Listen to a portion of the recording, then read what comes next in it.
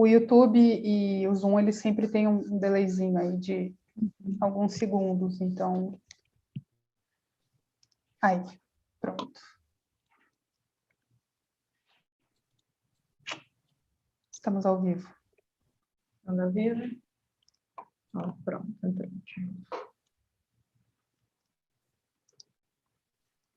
Beleza. Deixar o pessoal entrar aqui um pouquinho, né? Dar uns 2 minutos.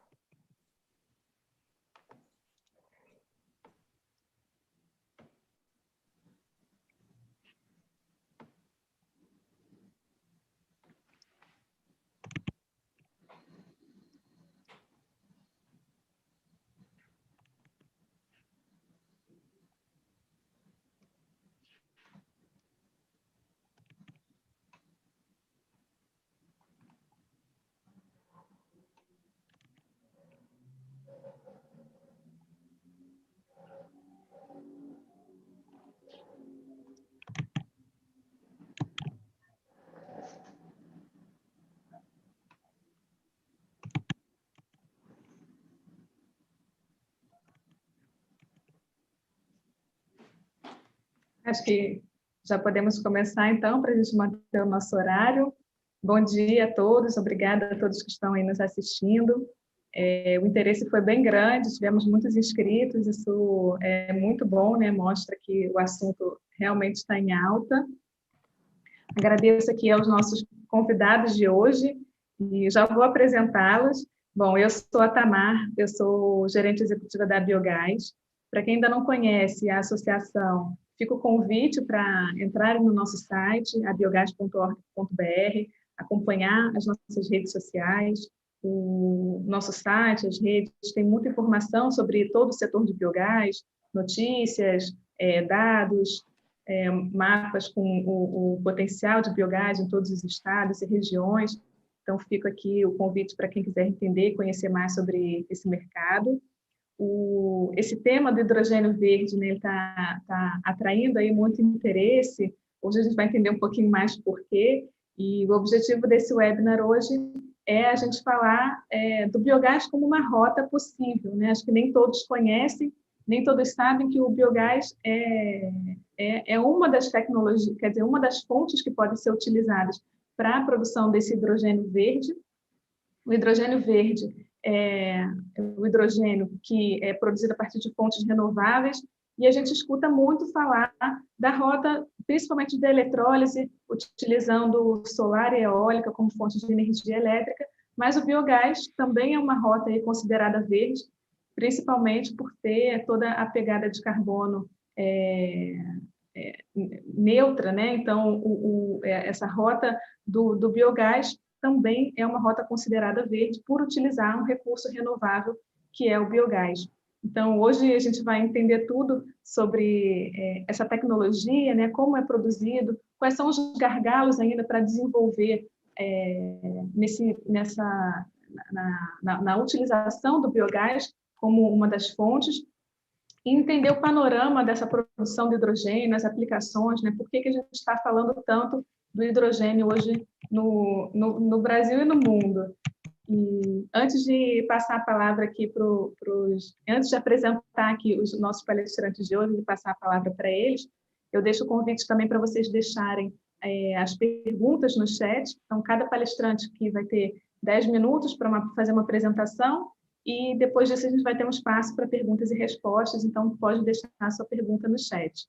Hoje, nossos ilustríssimos convidados, a gente tem 5 especialistas no assunto que vão, né, poder tirar todas as nossas dúvidas. Os nossos convidados hoje são a Mônica Saraiva Panic, que é diretora da Associação Brasileira de Hidrogênio, o Elton Alves, que é professor da Universidade Federal do Paraná, Daniel Lopes, que é diretor comercial na Hypro, Caio Mojica, que é diretor de desenvolvimento de negócios na Air Liquide, e o Ansgar Pinkowski, gerente de inovação e sustentabilidade na Câmara de Comércio e Indústria Brasil-Alemanha. Essa é a ordem, inclusive, né, que a gente vai ter dos palestrantes. Já vou passar a palavra para a Mônica. Mais uma vez agradeço aqui a todos vocês, nossos palestrantes que estão participando hoje, a todo mundo que está nos assistindo. Mônica, vamos começar com você. Então, fique à vontade para fazer a sua apresentação. Bom dia, Tamara. Eu te agradeço por essa oportunidade de incluir o biogás como uma opção para produzir hidrogênio, de a gente falar sobre esse assunto. Eu agradeço à Biogás por essa oportunidade. Eu vou compartilhar, então, a minha apresentação. Eu vou dar uma pequena introdução sobre esse movimento, né, que é um movimento até muito recente, que se chama transformação energética. Países da Europa, dos Estados Unidos, da Ásia, chegaram à conclusão de que para atingir o objetivo do Acordo de Paris, será necessário descarbonizar grande parte do sistema energético mundial. Então, para tanto, uma quantidade significativa de fontes renováveis de energia precisa ser instalada e integrada, e setores que demandam energia, como o transporte e a indústria, precisam ser descarbonizados em grande escala. Então, o hidrogênio ele deixou de ser apenas um combustível, ou seja, aplicado só no setor de transportes, como abriu-se um leque, né, na economia em 7 setores, através dessa conscientização da descarbonização da economia mundial. Isso porque ele possibilita a instalação e integração de fontes renováveis de energia em grande escala, atua como armazenador de energia para aumentar a eficiência do sistema e evitar desperdício, possibilita a geração de energia descentralizada em setores e regiões, descarboniza o setor de transportes, descarboniza o setor industrial, descarboniza o setor de construção, produzindo calor e eletricidade, e atua também como matéria-prima limpa para a indústria. Então, como eu falei, é um movimento muito recente. Como vocês podem ver, esses são o lançamento, né, de estratégias nacionais do hidrogênio de vários países. Em 2018, ainda era muito tímida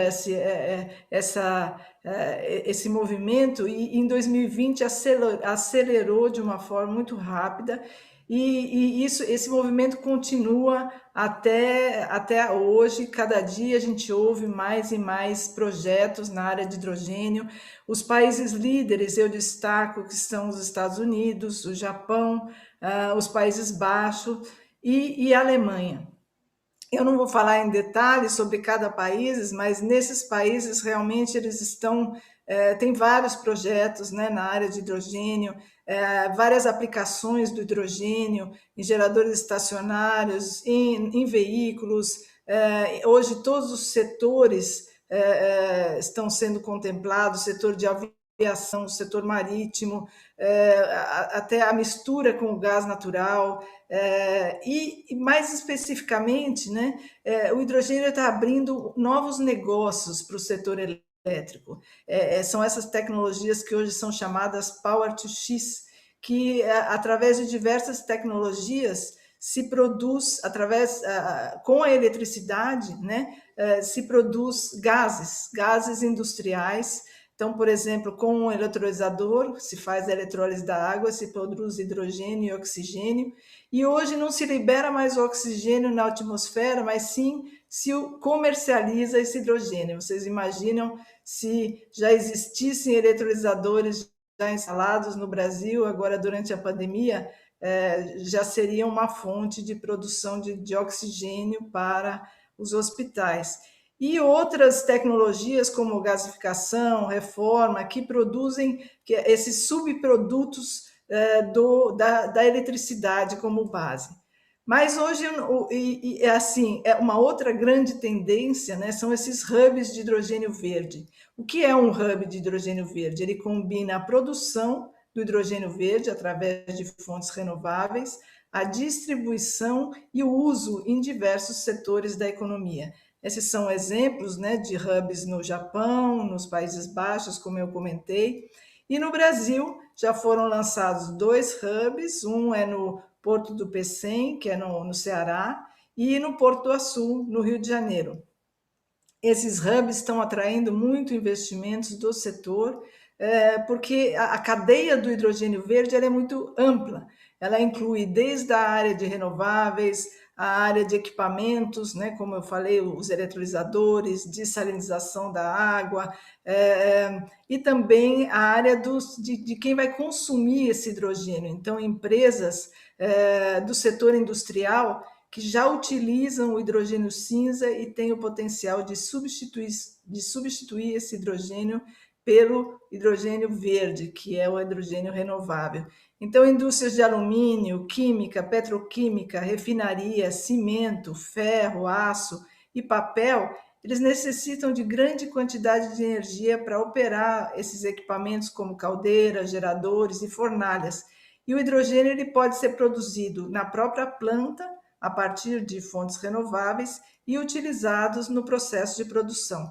Então, aqui são exemplos, né, de aplicação, como eu já comentei, o aço verde, a área de fertilizantes, a possibilidade de produzir amônia verde no Brasil, que hoje a amônia é a maior parte importada para os setores de fertilizantes, o cimento, a despoluição do setor, das indústrias do cimento, o uso em empilhadeiras, o uso nesses grandes veículos de mineração, que evitando o transporte de diesel e também o consumo em regiões isoladas, como eu já mencionei, a descarbonização da infraestrutura de gás natural através da mistura do hidrogênio e também ou uma tubulação só para o hidrogênio, e os setores de transportes, né? Quanto maior o porte do veículo, maior é a vantagem para os veículos elétricos a hidrogênio ou a célula combustível, em termos de autonomia, que é a mesma que um veículo convencional, em termos de tempo de abastecimento, que é de 3 a 5 minutos, e em termos de custo. Então, caminhões, trens, ônibus, embarcações, essa é a tendência do momento para o uso desse sistema de tração elétrica com sistema célula combustível movidos a hidrogênio. E o Brasil ele tem grandes vantagens, né, para esse novo setor que está surgindo. Eu falo que é o nascer do sol do setor do hidrogênio, não só no mundo, mas também no Brasil. O Brasil tem essa matriz elétrica renovável única, né, de 83% renovável, com várias fontes de produção do hidrogênio. Aí, como a Tamar falou, não é só eólica e nem só solar e nem só hidroelétrica, se pode produzir hidrogênio através da biomassa, do biogás, do etanol, de biocombustíveis. Então, o Brasil é riquíssimo em fontes para a produção do hidrogênio. Além disso, nós temos um mercado livre de compra e venda de eletricidade que já promove uma competitividade de preços do hidrogênio verde. Isso porque, quando é produzido através da eletrólise, 70% do custo do hidrogênio é o custo da eletricidade. E, além disso, o Brasil já tem incentivos, políticas na área de energia renováveis e na área de biocombustíveis que já contemplam o setor do hidrogênio. E a abundância de recursos, né, como foi anunciada no PNE 2050, esse prognóstico de que vai haver uma grande abundância de recursos renováveis no Brasil, adicional à demanda. E agora nós estamos aqui para falar do biogás. O biogás é o grande potencial brasileiro para produção, um dos grandes, né, para a produção do hidrogênio. Já existe um mercado consolidado para o biogás no país. Segundo a Biogás,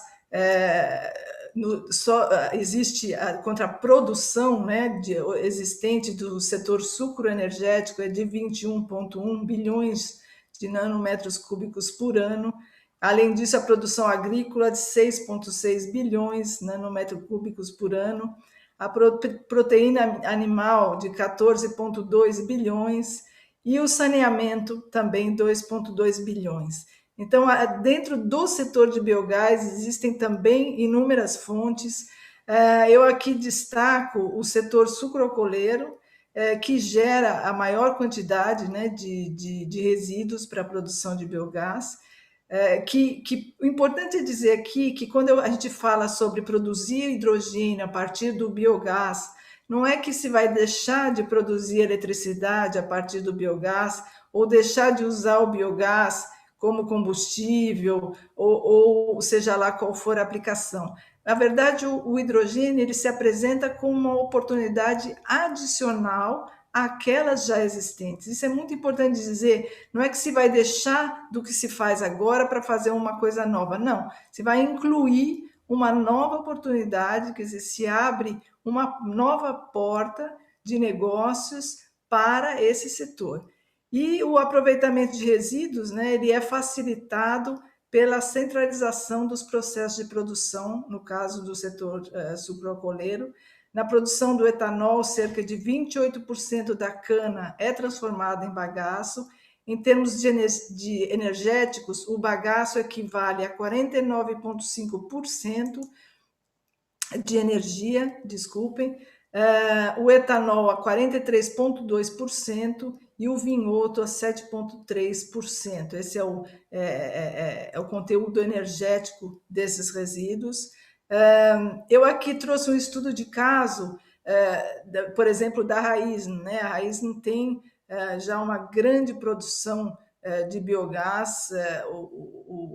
No evento que teve ano passado, a BW Expo Summit Digital 2020, o Antônio Stuck, que é o consultor para novas tecnologias e processos industriais da Raízen, ele apresentou alguns dados sobre o potencial da biomassa da empresa, que eu gostaria de trazer aqui para vocês, só para ter uma ideia, quer dizer, um caso, né, de uma empresa que atualmente o potencial de biomassa disponível é de 34,4 toneladas por hectare, ou seja, só um minutinho aqui que eu... Ou seja, 0,43 toneladas por tonelada de cana, toneladas de biomassa, né, por tonelada de cana, sendo que 0,28 vem do bagaço e 0,15 toneladas da palha. A usina de Bonfim, essa que eu estou mostrando aqui a foto, ela tem o potencial de produzir 2 milhões de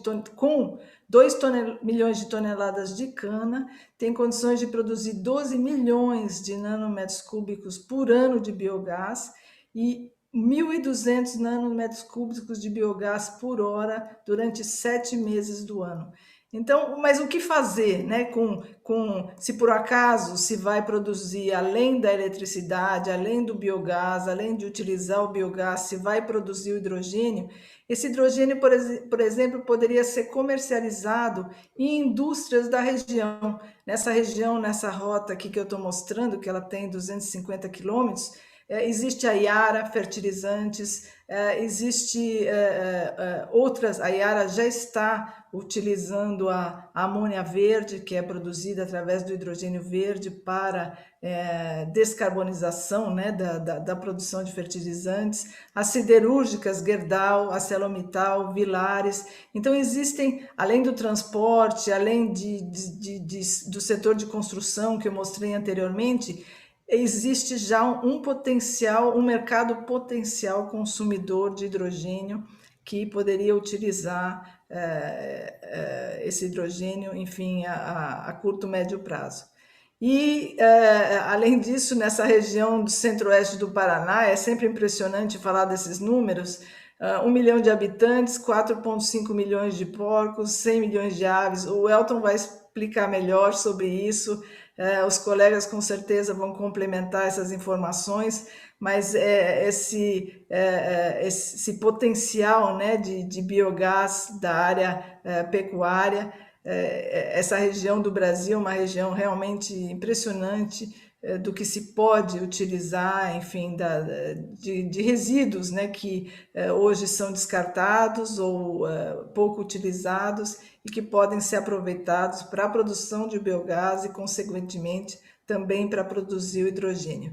E aqui eu termino a minha apresentação com esse mapa feito pela ABH2, mostrando o Brasil e suas inúmeras fontes de produção de hidrogênio.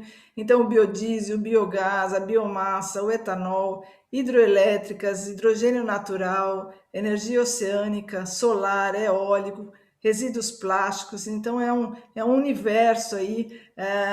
Eu não vou falar, eu vou dar só a deixa para o Daniel depois falar essa imagem que ele até descreveu uma vez sobre percorrer esse caminho, né, de diferentes fontes de produção e abastecimento de hidrogênio. Deixo aí, eu agradeço por estar aqui com vocês e passo para os colegas complementarem as informações.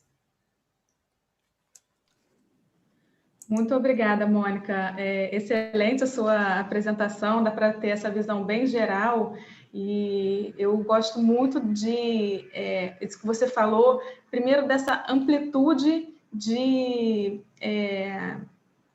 aplicações, né? Hoje a gente vê o hidrogênio principalmente no refino do petróleo e na produção de amônia, mas quanto de mercado que está sendo aberto, isso que acho que é interessante a gente entender, né? Onde que esse hidrogênio ele pode ser aplicado, que ainda não é tão fácil da gente visualizar, né? E aí você trouxe uma infinidade de indústrias que podem utilizar esse hidrogênio, e interessante também o ponto de que o uso do biogás como uma fonte para o hidrogênio não está tirando o mercado, ao contrário, né? A gente tem muito biogás, um potencial enorme de biogás no Brasil, e que pode ser utilizado para diversos produtos, entre ele o hidrogênio. Então, muito obrigada pela sua apresentação, Mônica. Depois a gente já tem algumas perguntas ali no chat, depois a gente faz algumas perguntas. Vou passar aqui para o Elton, que vai falar um pouco do desenvolvimento, né, do projeto que ele tem feito na Universidade Federal do Paraná, e como que está essa tecnologia para a utilização do biogás como efetivamente aí uma fonte para produzir hidrogênio. Obrigada, Elton. Ok, Tamara. Vou compartilhar aqui minha tela.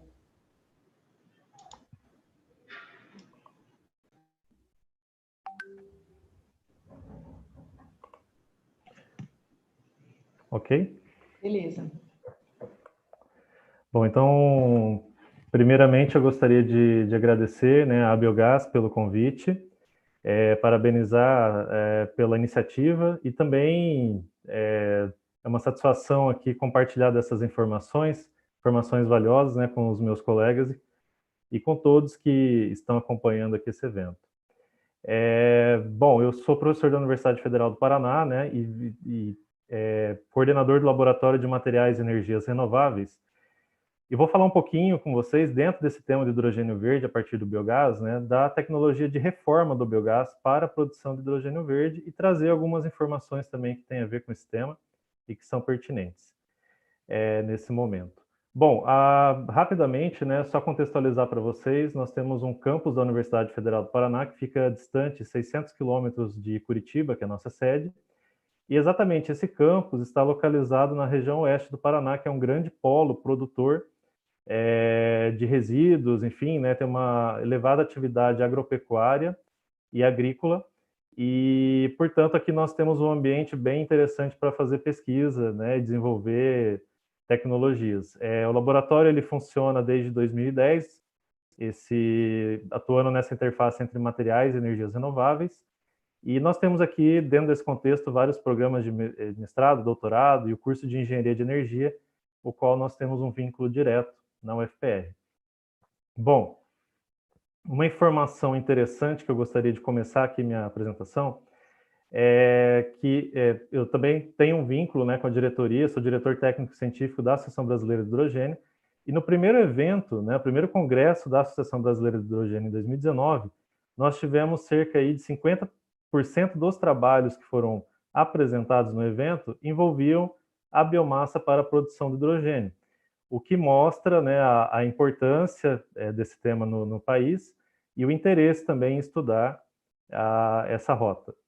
E aqui eu trago para vocês uma informação bem interessante com relação a custos e emissões na produção de hidrogênio, que o hidrogênio da biomassa ele acaba sendo bastante interessante se comparado com os demais, né, tipos de hidrogênio que são provenientes da energia eólica, solar, que são, né, mais tradicionalmente aí reconhecidos como hidrogênio verde, porque nós temos aqui 3 situações onde os níveis de emissões são muito parecidos e nós temos um custo inferior ao hidrogênio da biomassa, né, projetado, por conta principalmente aí do baixo custo das matérias-primas.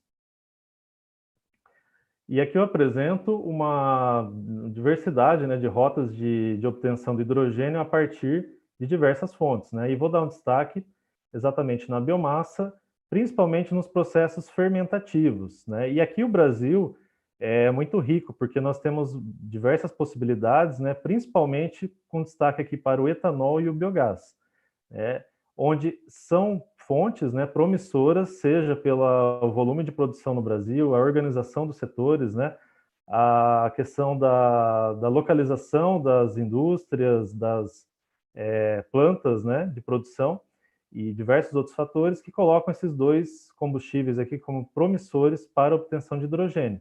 E uma das rotas que eu vou destacar aqui na minha apresentação é exatamente a reforma, tá? A conversão desse, e aí no caso do biogás, desse tipo de combustível, de biocombustível, para a obtenção de hidrogênio. Então, antes de falar diretamente da reforma, eu queria só destacar aqui para vocês que nós, quando falamos de biogás, nós temos várias possibilidades, né?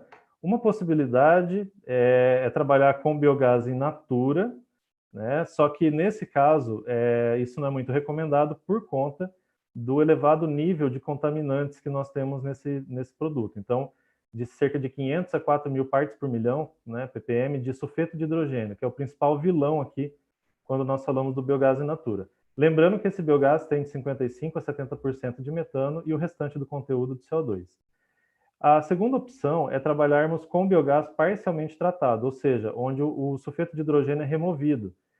E nesse caso, nós temos uma composição rica em metano e CO2, da mesma forma, e esse cenário seria o ideal para a produção de hidrogênio, por exemplo, por reforma a seco, que eu vou falar daqui a pouquinho.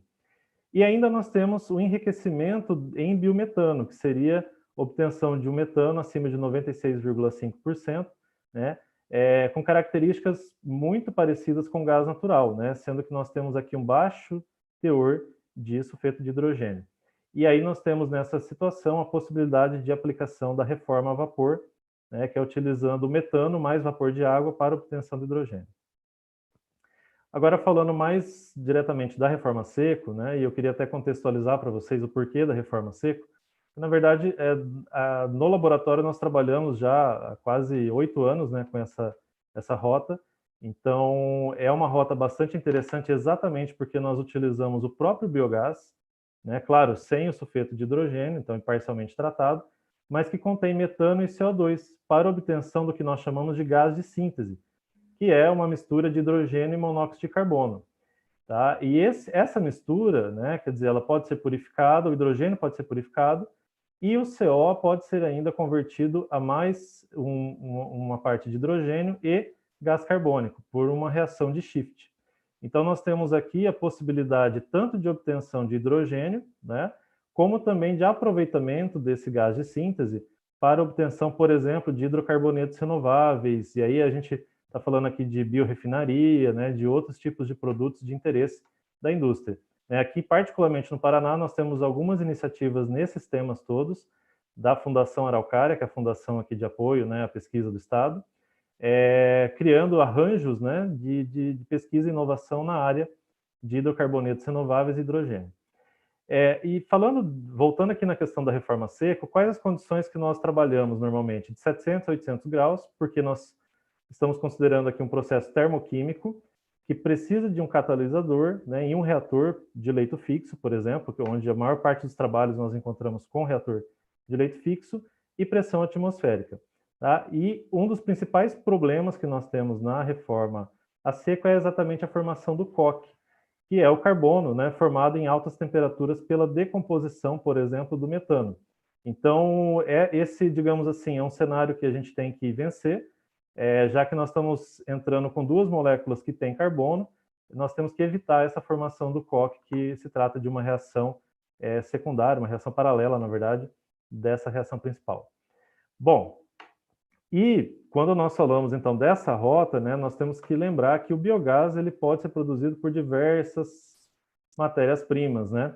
E a Mônica deu uma ênfase aqui no setor sucroalcooleiro, porque, de fato, né, se a gente considerar a vinhaça e a torta de filtro, e o potencial que nós vamos ter, por exemplo, em 2030, né, esse potencial de produção de biogás equivale aí a 2 vezes o volume do gás natural importado da Bolívia, só para vocês terem uma ideia. Mas nós temos que lembrar também dessas outras fontes, né? Agropecuária, que é muito forte no Brasil, as agroindústrias e os resíduos urbanos, né? Então, tudo isso é possível gerar biogás e, a partir desse biogás, aqui tem uma proposta, né, de rota, obtendo, então, esse hidrogênio renovável, hidrogênio verde, com essas possibilidades, né, no uso do setor industrial, as agroindústrias e diversas outras indústrias, tanto também para o armazenamento, né, e também para uso, por exemplo, para a geração de energia em células a combustível. E a Mônica apresentou também o mapa, né, que nós temos aqui das usinas do Brasil, e é impressionante mesmo como o setor de biogás tem crescido nos últimos anos. E aqui vale destacar esse crescimento nesse gráfico, né, que é um crescimento muito expressivo de número de plantas e, consequentemente, do volume de biogás produzido no Brasil. Hoje nós temos, segundo os dados da Biogás, né, 638 plantas nesse ano de 2021 operando, e nós temos aqui somente 4% do nosso potencial, em torno de 4% explorado, ou seja, tem muita iniciativa ainda que precisa ser feita para explorar o nosso potencial de biogás existente no Brasil. E vale destacar também, né, e fazendo um ensaio aqui com esse potencial, se nós escolhermos, por exemplo, essa rota de reforma a seco do biogás, seria possível produzir cerca de 60 bilhões de metros cúbicos de hidrogênio por ano por reforma a seco, né? O que equivale hoje aí aproximadamente 8% da produção mundial de hidrogênio. E destacando aqui que esse mapa, né, ele está disponível também nesse link, vocês podem acessar com dados atualizados, que é uma plataforma também disponibilizada pelo CI Biogás.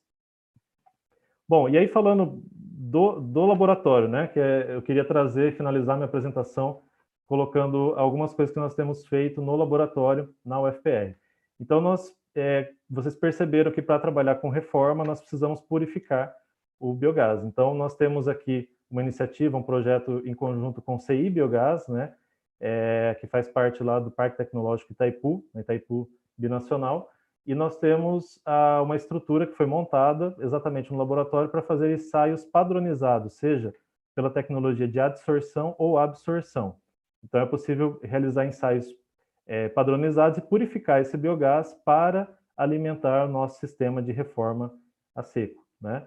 Então, nós temos aqui um reator que foi construído no começo, lá em 2012, né, numa iniciativa exatamente financiada pelo PTI, a Itaipu e a Fundação Araucária, né? E nesse caso nós trabalhávamos com a produção de apenas 30 litros de hidrogênio por hora, e num projeto que foi viabilizado pela Copel, aqui no Paraná, que é a Companhia de Energia Elétrica, nós conseguimos ampliar e aumentar a escala, né, mais do que 15 vezes, produzindo aí cerca de 500 litros, ou seja, meio metro cúbico de hidrogênio por hora. Também tivemos um avanço nesse projeto por conta do uso, né, de catalisadores que foram desenvolvidos pelo laboratório também, peletizados. Então, a gente já tem um avanço também nessa área dos catalisadores, que acaba sendo um catalisador bastante estável, né, para a produção do gás de síntese pela reforma a seco. Então, com baixa formação de coque. Aqui eu trago alguns dados para vocês observarem qual o desempenho do catalisador em 90 horas de uso, né? Então, o sistema todo operando naquele reator com esse catalisador, e nós obtivemos aqui, após várias perturbações que foram induzidas nesse sistema, né, nós tivemos, depois de 90 horas, a regeneração praticamente completa do catalisador, né? E obtendo, então, uma baixíssima formação de coque, sendo que esse catalisador se mostrou bastante estável para a produção de gás de síntese rico em hidrogênio. Bom, aqui só uma micrografia, né, que mostra o catalisador antes, depois de 24 horas de reação sem regeneração, e depois da regeneração que nós fizemos in situ, né, dentro do reator, sem retirar o mesmo do reator, obtendo então aqui o catalisador regenerado depois de 90 horas de reação. Então nós temos aqui, já para finalizar, né, como a fase 2 desse projeto, a integração dos módulos que nós temos, né, de purificação, reforma e depois um outro sistema de purificação que precisa ser integrado para a obtenção de hidrogênio e aí montar uma unidade de demonstração ainda numa escala laboratorial para uso de hidrogênio em células a combustível ou para armazenamento. Então nós estamos exatamente nesse momento buscando parceiros para implementar esse projeto. E aqui, né, eu vou deixar a bola pingando para o Daniel, da Hytron, que vem adiante. Claro que a ideia é exatamente aumentar o nosso TRL, né, chegar aqui num equipamento piloto, né, de campo, com uma produção de cerca de 1 kg de hidrogênio por hora, ou seja, em torno de 11 metros cúbicos de hidrogênio por hora, visando futuramente a produção do equipamento, né, e a obtenção do equipamento numa escala já comercial, né, de 15 a 30 kg de hidrogênio por hora, que é mais ou menos aquilo que o Daniel, acredito eu, vai falar um pouquinho também na próxima apresentação, que a Hytron já dispõe.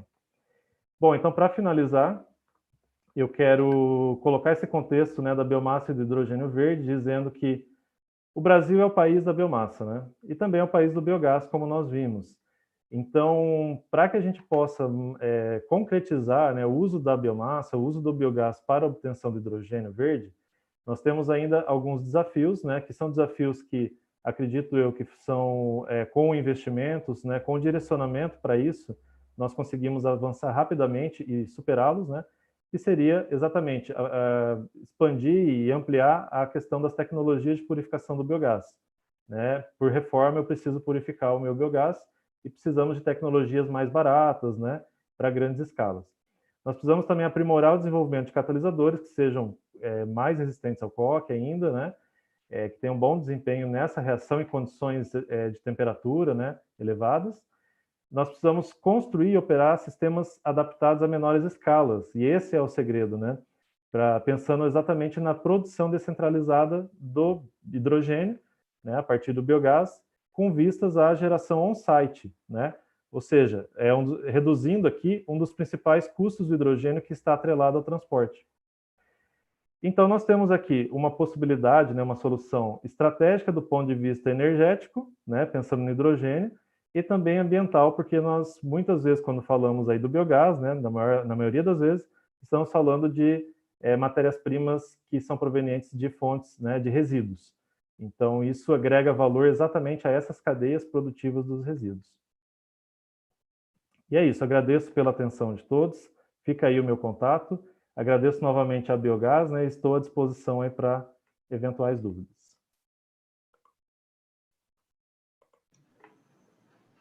Muito obrigada, Elton. Fica aqui o convite, também reforço, para quem quer investir nessa tecnologia, né, fazer uma parceria com a universidade para desenvolver mais esses sistemas que podem contribuir muito para a redução de custos, levar essa tecnologia da produção de hidrogênio a partir do biogás para ser cada vez mais competitiva, né? Então, as empresas que estiverem aí nos assistindo, né, que têm interesse em fazer essa colaboração, é sempre bastante importante uma parceria entre a indústria e a universidade. Convido aqui o Daniel agora para fazer a apresentação da Hytron. Muito obrigada, Daniel, pela sua disponibilidade e fique à vontade. Eu que agradeço, Tamar, o convite. É uma satisfação estar aqui hoje com esse time de feras, amigos, de longas jornadas, né, no tema do hidrogênio. E fico muito feliz por esse posicionamento da Biogás no sentido de levar esse conhecimento, iniciar, né, essa estruturação do conhecimento que traz tantas oportunidades, né, inclusive para o setor. Eu vou começar compartilhando a minha tela, rapidinho aqui, vamos ver se vai dar certo. Já consegue ver minha tela? Já está aparecendo. Ótimo. Bom, agradeço a Mônica e ao Elton, alguns pontos que eles elencaram, né? E eu acho que antes de começar a falar especificamente da Hytron, eu queria trazer algumas reflexões que a Mônica e o Elton trouxeram para a gente, né? Então, primeiro, que o hidrogênio ele é uma alternativa adicional para o uso do biogás ou do biometano. Então, isso é algo muito importante, porque hoje, como foi apresentado, nós já temos a produção de biogás e de biometano descentralizada, principalmente na região sul do país. O nosso potencial ainda é enorme, por mais que nós já tenhamos investimentos na área, ainda representam menos de 10% do que a gente pode vir a ser, né, do potencial. Há uma visão brasileira, muito bem mostrada pela BH2, né, pela Mônica, de que a gente tem condições de aproveitar insumos locais para a produção regional de hidrogênio, usando as competências de cada região. E aí, criando esse bloquinho, né, que a gente está estruturando, vem esse conceito exatamente do hidrogênio como um vetor energético. Então, o que quer dizer o hidrogênio como um vetor energético? Isso quer dizer que ele traz agregado a ele, né, a produção desse hidrogênio, diversas fontes. Então, só para exemplificar, um exemplo simples, né, a Mônica mostrou toda a indústria, todos os setores que podem utilizar o hidrogênio, mas, para mim, é bem didático quando a gente fala da aplicação em mobilidade, que eu tenho a honra também de participar da mentoria na SAE junto com a Mônica, né? Então, se a gente está falando de um caminhão sair do sul do país até o norte do país, e se esse caminhão ele for movido a hidrogênio, a gente consegue produzir esse hidrogênio descentralizadamente a partir de cada vocação regional. E para o caminhão, que usa um vetor energético, o hidrogênio, é indiferente. Se esse hidrogênio vai ser produzido do biometano no sul, se ele vai ser produzido do etanol no sudeste, se ele vai ser produzido da eólica, da solar no nordeste, para o caminhão que está usando aquele hidrogênio com a mesma especificação, ele vai continuar rodando, emitindo zero de gases poluentes ou de efeito estufa, né? Então, esse é o grande lance. A gente, no Brasil, como somos um país de grandes dimensões, a gente tem que aproveitar esses conhecimentos locais para desenvolver uma sociedade do hidrogênio, como outros países estão fazendo, né? Falando rapidinho da Hytron e da nossa tecnologia, é a primeira vez que eu estou fazendo uma apresentação, fico honrado de estar expondo publicamente em um evento, né, a todas as novidades que estão acontecendo na Hytron. Então, a Hytron é uma empresa fundada em 2003, como um spin-off do Laboratório de Hidrogênio da Unicamp, né, em Campinas. A Hytron começou com o foco na produção do hidrogênio e de energias alternativas, com um time de especialistas, né? A Hytron tem no seu corpo doutores e mestres e foca no projeto Integração e Supervisão de Sistemas de Produção e Purificação de Hidrogênio. Em 2015, a Hytron toma um rumo mais industrial, com uma sede nova num condomínio industrial na região de Campinas. Em 2018, assim como a Mônica mostrou, né, globalmente as tendências, a gente também foi seguindo essas tendências. Em 2018, a gente começou o fornecimento de equipamentos comerciais para a produção do hidrogênio e, a partir de 2020, a Hytron toma uma dimensão global, fazendo parte do grupo Neumann Esser alemão. Então, falando um pouquinho, essa, né, a novidade que eu estou expondo publicamente hoje nesse evento, né? A Hytron foi adquirida pelo grupo alemão Neumann Esser em novembro do ano passado e agora faz parte de um grupo que começou a sua história em 1830, né? E que hoje agrega a esse líder global em compressão de gases puros e gases especiais, inclusive líder global na compressão de hidrogênio, Neumann Esser. A Hytron agrega a produção do hidrogênio por diversas fontes a esse portfólio.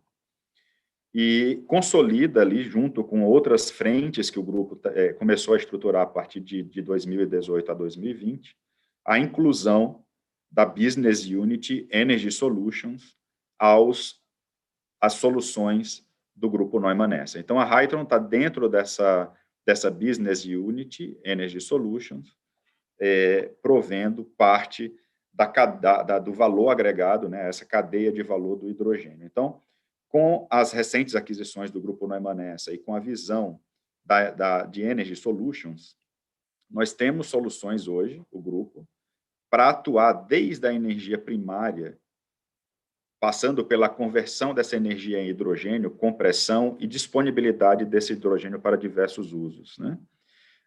Vale ressaltar que dentro do grupo existe uma empresa alemã chamada Arcanum, que é especialista na produção de biogás, já com plantas grandes de produção de biogás na Alemanha, onde a partir dali a gente consegue ter uma sinergia muito grande com o tema que nós estamos tratando, né, com soluções.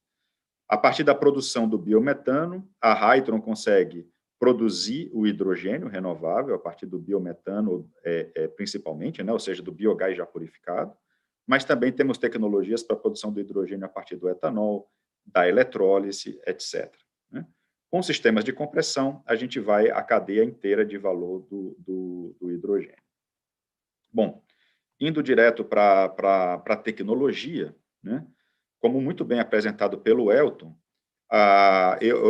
de uma forma bem simples, né, o que é que a gente faz, como que a gente faz a produção do hidrogênio a partir do metano? Basicamente, a gente quebra a cadeia do metano, que é CH4, em hidrogênio e CO, como o Elton muito bem colocou.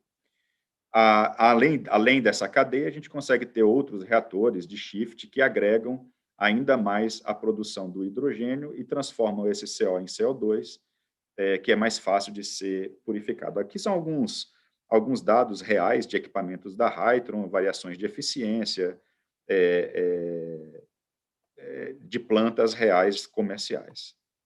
Bom, então, tudo bem, a gente tem a produção do biometano, então, saímos do biogás, purificamos esse biogás em biometano, a Hytron tem soluções containerizadas para aplicações modulares descentralizadas de hidrogênio, inclusive hidrogênio ultra puro, né?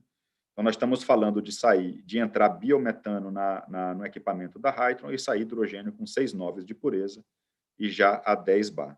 E, Elton, como você sabe, vai ser uma satisfação muito grande para a gente quando a gente começar a poder utilizar os catalisadores desenvolvidos nos laboratórios da UFPR, nos nossos sistemas. Esse é um sonho antigo de ambos, né?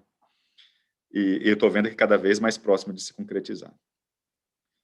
Do ponto de vista de sistema, existem alguns principais equipamentos. O primeiro equipamento é o reformador, é o reator de reforma, né? Aqui é o coração, onde acontece o coração da mudança do biometano em gás rico em hidrogênio.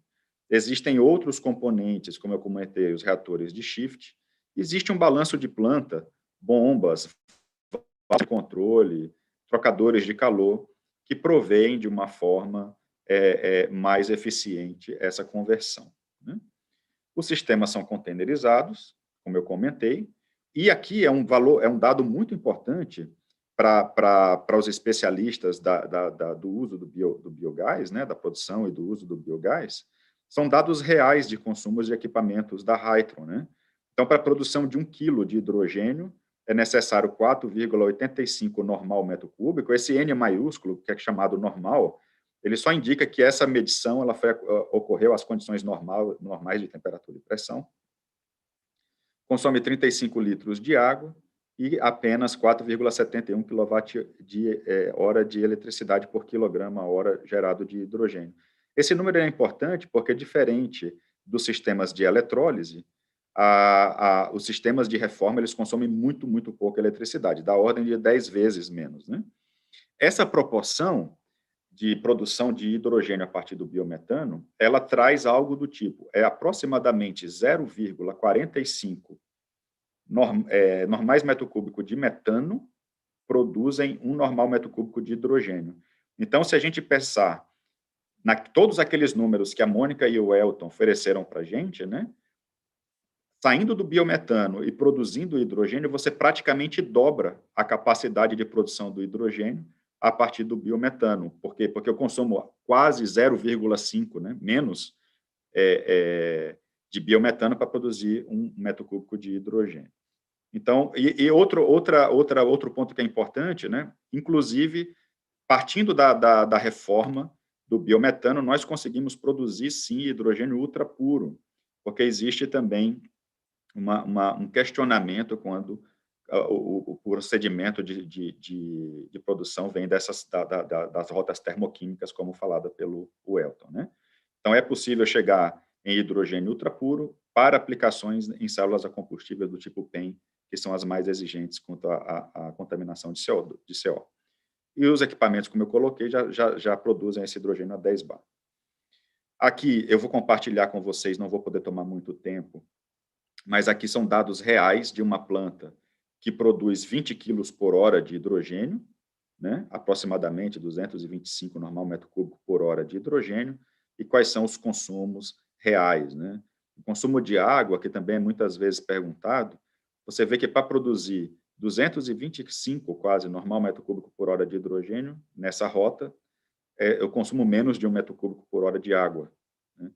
Então, é muito pouca água que é consumida, e essas são as demais características técnicas desse sistema.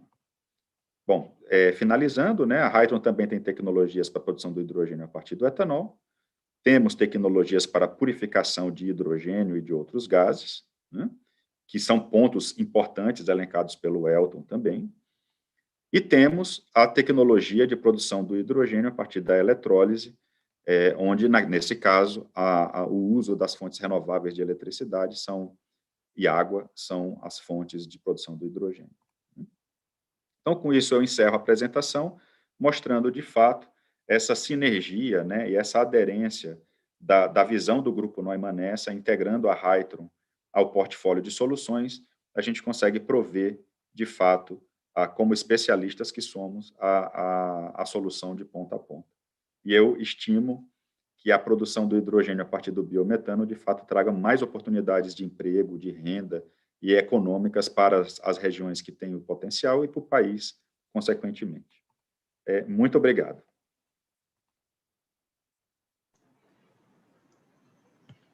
Muito obrigada, Daniel. Acho que vocês têm realmente uma experiência bem completa, né, com a produção de hidrogênio, com essas diversas rotas, e aí fica bem interessante da gente visualizar.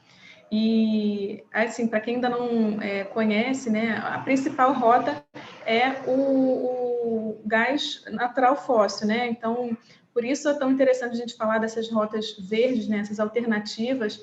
Já tem algumas perguntas no chat, eu vou deixar para fazer depois, mas já, né, aproveitando aqui para falar um pouquinho que todas essas fontes fósseis, a gente tem uma demanda muito grande para substituição por alternativas aí renováveis, e é muito legal de ver que o biogás ele pode substituir aí um mundo de opções. Então, assim, tem enormes oportunidades para a gente substituir energia elétrica, combustível e insumos aí para a nossa indústria. Então, muito obrigada, Daniel, pela sua apresentação.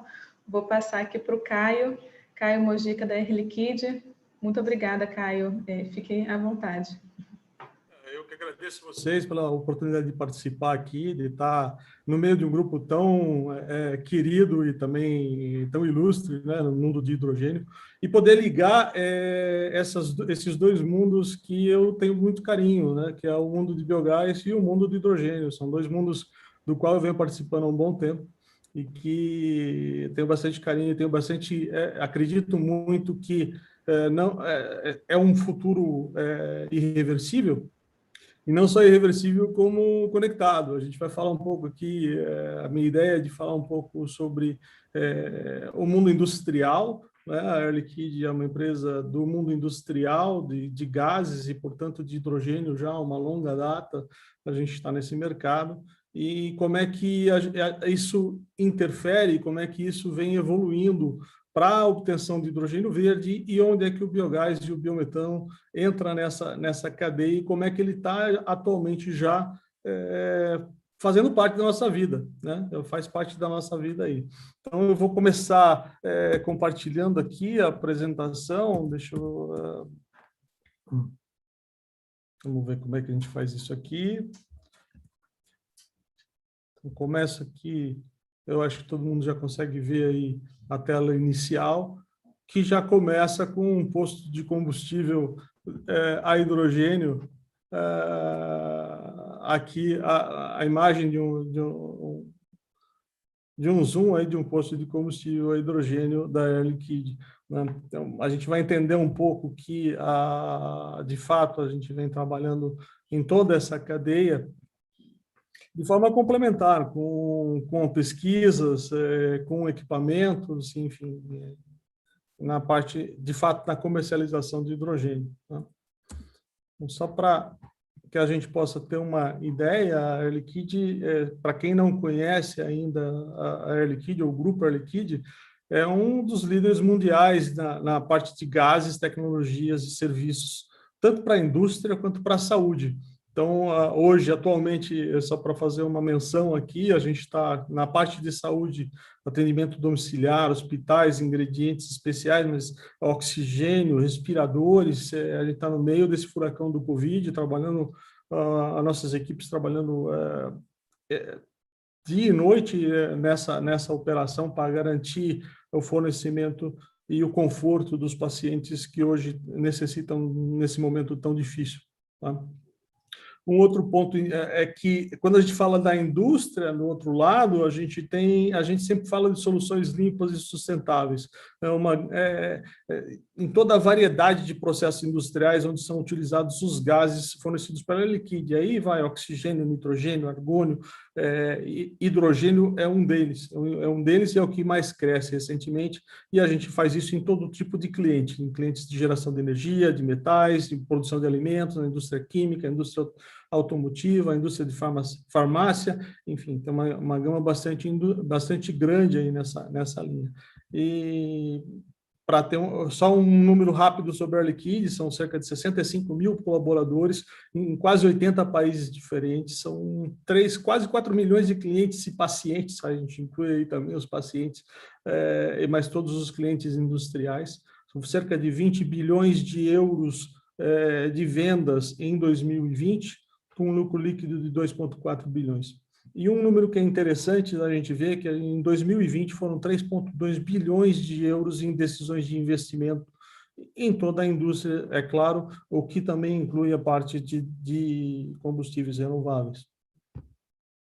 Então, a nossa ambição sempre é ser líder na indústria de gases, entregar uma boa performance no longo prazo, e o compromisso com sustentabilidade. Esse eu acho que é o ponto que nos traz e nos une aqui, tanto na parte do biometano, do biogás, do hidrogênio e do hidrogênio verde, esse compromisso com a sustentabilidade que a Liquide tem. Esse compromisso se traduz da seguinte forma, quer dizer, a gente tem hoje um compromisso anunciado há cerca de 20 dias, 30 dias, pelo nosso diretor-presidente, que é de redução de 35% das nossas emissões até 2035 e de se tornar neutro na emissão de carbono até 2050. Claro que isso vem pela descarbonização da produção com uma oferta competitiva de hidrogênio verde em larga escala, né? Criar valor também pelo desenvolvimento de processos, como a Mônica mencionou, por exemplo, o aço verde, através de hidrogênio substituindo o carvão, é um dos exemplos que a gente vem investindo no desenvolvimento de como descarbonizar os processos de nossos clientes e ser um facilitador-chave na sociedade de hidrogênio. É um mundo que a gente acredita bastante como é que isso vai acontecer. E, em forma prática, o que a Air Liquide vem planejando é que, de hoje até 2035, mais de 8 bilhões de euros vão ser investidos no desenvolvimento do hidrogênio dentro do grupo, passando as vendas de 2 bilhões para mais de 6 bilhões até 2035. Sempre focando numa oferta de baixo carbono, o hidrogênio verde, nas novas aplicações industriais, captura de carbono como serviço, o CO2 que sai do reformador, por exemplo, o hidrogênio para mobilidade, para veículos, a captura de valor adicional também da redução da pegada de carbono dos nossos clientes, isso seja investimentos em plantas de captura de CO2, eletrolisadores, aquisições e supply chain. Supply chain a gente pode incluir aí toda a cadeia de biogás para os reformadores. Como líder nessa indústria, a gente vem fazendo vários desenvolvimentos, né? Aí tem alguns mais recentes, a parte de eletrólise, 1,2 megawatts em eletrólise na Dinamarca, 20 megawatts no Canadá, uma eletrólise de grande capacidade na França, com 200 megawatts de produção de hidrogênio, mas também a parte de captura de carbono na França e nos Países Baixos, né? Redução de hidrogênio, redução de carbono na indústria de aço, como falei, na Alemanha, foi publicado recentemente em nossa parceria com a ThyssenKrupp. O supply chain, quer dizer, a gente tem liquefatores de hidrogênio na costa oeste, e é interessante que esse liquefator, parte da produção desse liquefator é de hidrogênio verde a partir de biogás, de biometano, né? Desenvolvimento na Noruega de navios a hidrogênio, mais de 70 estações de abastecimento de veículos a hidrogênio hoje em operação, tá? Sendo e mais 9 unidades de fornecimento de empilhadeiras a hidrogênio. A Mônica mencionou isso rapidinho, mas isso foi um grande desenvolvimento que vem nas grandes distribuidoras de materiais como a Amazon, a Walmart e outras empresas de distribuição.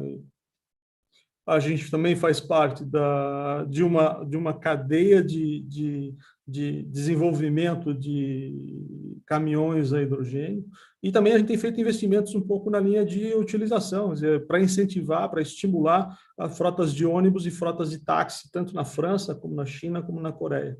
Então, a partir daí, a gente tem aí mais de 1,2 milhões de toneladas de produção de hidrogênio ano. São 50 plantas, 20 megawatts de eletrolisadores, e a gente é um dos cofundadores do Conselho de Hidrogênio. Do outro lado, a gente também é um grande produtor de biometano. Quer dizer, hoje a gente tem cerca de 100 unidades de produção cuja tecnologia foi vendida pela Air Liquide, mas além da gente vender a tecnologia para a produção de purificação do biogás para biometano através de membranas, a gente também opera cerca de 15 unidades hoje de produção de biometano, a maior parte delas nos Estados Unidos, mas cerca de 2 ou 3 também operando na Europa.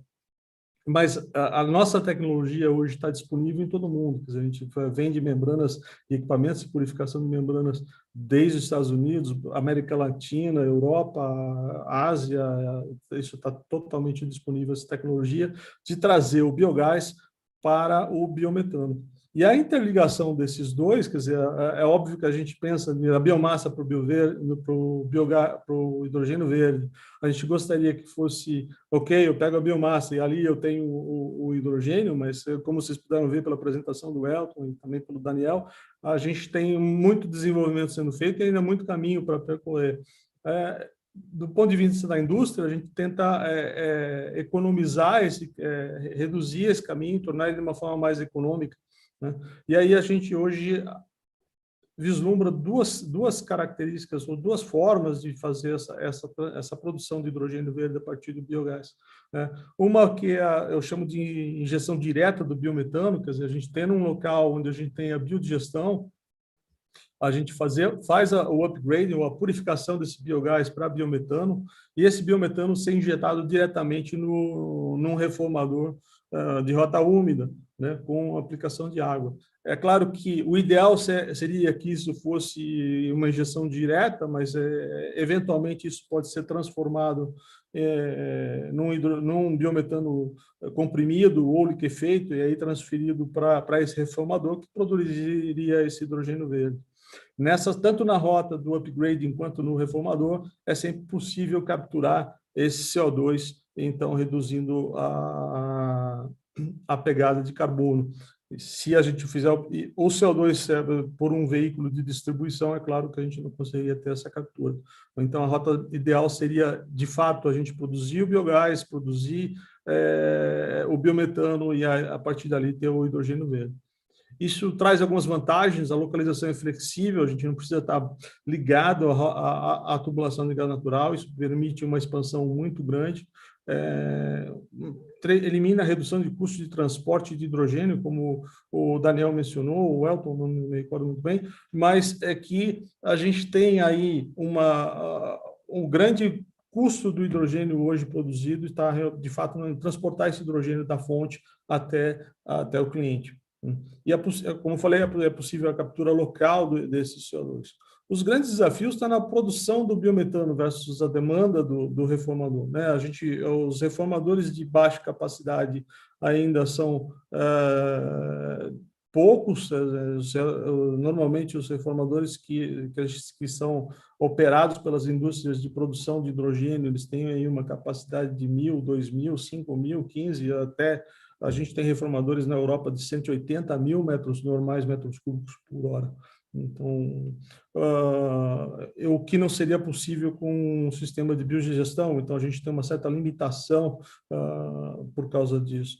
O efeito dos contaminantes, dos catalisadores, é uma das pesquisas aí que o Elton, tenho certeza que ele está trabalhando. Qual é o efeito dos contaminantes do biogás nos catalisadores do reformador? Quando você trabalha nessa rota única, se você tiver algum problema no abastecimento de biomassa, por exemplo, você tem o risco de desabastecimento do reformador, isso pode ser um problema. Tá? Variação dos parâmetros de biomassa, então, cada vez que você muda o tipo de biomassa, isso provavelmente vai alterar a composição do biometano, você tem que alterar a operação do reformador. Então, isso são alguns desafios que a gente tem. A forma que a gente enxergou de contornar tudo isso foi a injeção indireta de biometano equivalente. É isso que a gente vem fazendo, principalmente nos Estados Unidos, onde a gente, como comentei, a gente tem uma planta em Nevada hoje produzindo com parte da sua produção de hidrogênio verde vindo de biogás de aterro sanitário, e outra é no Texas fazendo a mesma coisa. Então, você tem alternativas de ter várias plantas de diversas fontes gerando biogás, esse biogás sendo purificado pelos sistemas de membrana e esse biometano sendo injetado na tubulação de gás natural, como é permitido pela ANP, e a gente espera que com a nova lei do gás isso seja divulgado de uma forma mais eficiente. E num outro ponto, onde é mais adequado a instalação do reformador, a gente tira o equivalente em biometano para a produção de hidrogênio. Como vantagem disso, a gente tem a flexibilidade operacional, né? O investimento é ajustado à demanda, não tem investimento adicional, posso usar os reformadores que já estão em operação hoje, um baixo risco de desabastecimento, porque qualquer problema que eu tenha na biodigestão, não tenho aí influência, já que eu estou ligado na rede de gás natural. A produção de biometano versus a demanda do reformador, eu posso produzir uma quantidade diferente de biometano em relação à necessidade do reformador. Então, eu posso ter, como no caso de Las Vegas, em Nevada, a gente pode ter uma parte só do hidrogênio sendo produzido como verde, outra parte cinza, como na parte de injeção parcial. Elimina o efeito dos contaminantes nos catalisadores, porque ele vai diluído na rede de gás natural, muitas vezes nem chega. E é uma fácil implantação, né, porque a infraestrutura já está existente. O maior desafio aí está na localização do reformador e das plantas de biogás, tem que estar próximo ou ligados à rede de gás natural, essa que eu acho que é a maior limitação.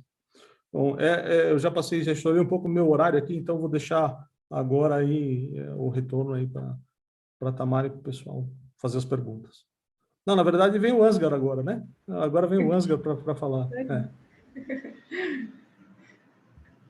Muito obrigada, Caio. Foi muito interessante. Você traz realmente essa visão de que já está acontecendo, né? Acho que isso é que a gente queria também mostrar. O cronograma aqui de apresentações foi um pouco nessa linha, né? Fazer uma apresentação geral, ver um pouco da tecnologia, e o Ansgar agora tem a missão de encerrar, né, todo esse panorama, trazendo um pouco da visão ali da Alemanha, que eu acredito que esteja liderando esse trabalho aí de hidrogênio verde no mundo.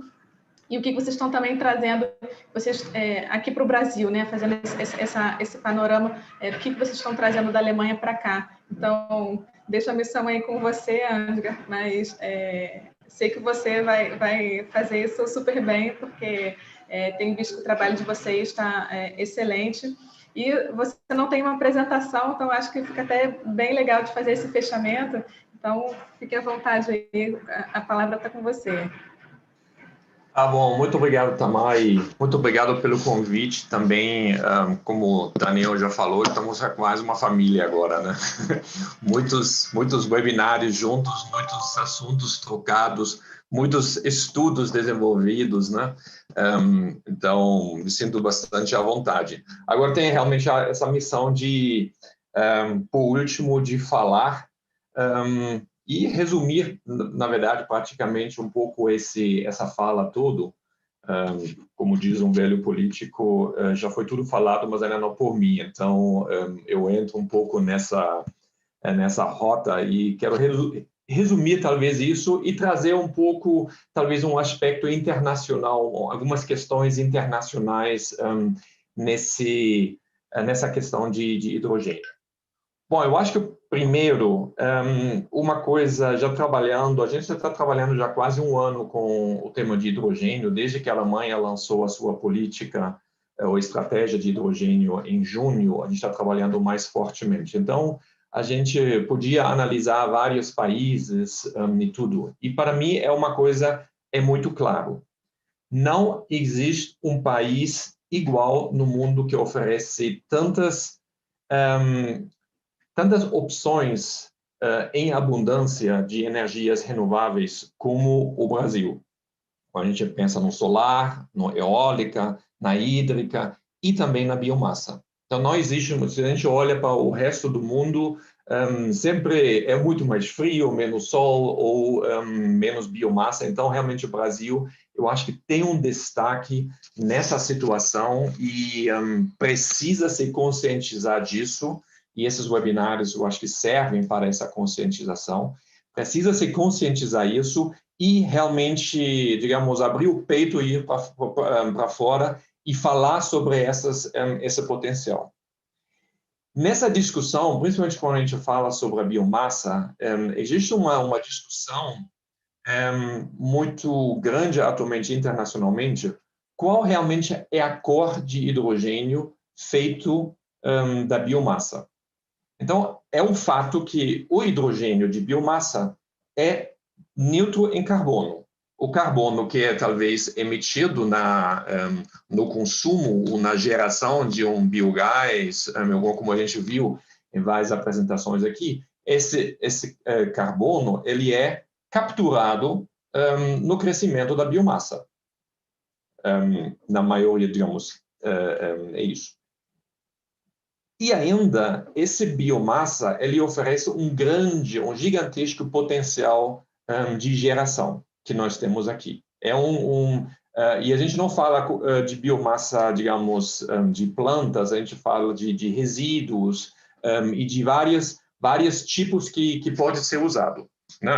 Aterro sanitário e várias coisas. Então, tudo isso, existe uma discussão muito grande. Aterro sanitário, por exemplo, isso é biomassa? Isso é hidrogênio verde? O que acontece se a gente não aproveita isso? Então, ainda é muito novo esse assunto, eu acho que ainda falta uma definição global nesse aspecto. Mas eu acho que biomassa, propriamente dito, eu acho que a partir de biomassa mesmo, eu acho que não tem dúvida que isso é uma coisa, um hidrogênio verde. Mas ali existe um outro porém que eu gostaria de trazer. E esse grande porém, existe no mundo inteiro uma grande incerteza do mundo como lidar com essa biomassa. Como lidar com a biomassa, e eu acho que isso, a gente veio assistindo isso nos últimos meses ou anos, até na nossa mídia também, porque quando se fala a biomassa, automaticamente você pensa em plantação em grandes áreas devastadas por